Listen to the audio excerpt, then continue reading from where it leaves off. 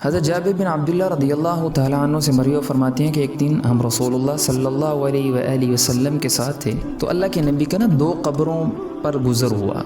तो आपने फरमाया इन दोनों कब्रों वालों को अज़ाब हो रहा है, और इनको जो अज़ाब हो रहा है कोई किसी मुश्किल गुनाह की वजह से नहीं है, मतलब ये गुनाह ऐसे थे जिससे बचना इनके लिए आसान था, लेकिन इन्होंने किया, उस वजह से इनको गुनाह हो रहा है। तो आप अलैहिस्सलातु वस्सलाम से अर्ज़ किया कि या रसूलल्लाह किस वजह से? तो आपने फरमाया इनमें से एक को अज़ाब इस वजह से हो रहा है कि वो मुसलमानों की ग़ीबतें किया करता था, और दूसरे को गुनाह इस वजह से होता था कि वो पेशाब के छींटों से नहीं बचता था, कपड़ों की पाकी का ख्याल नहीं करता था।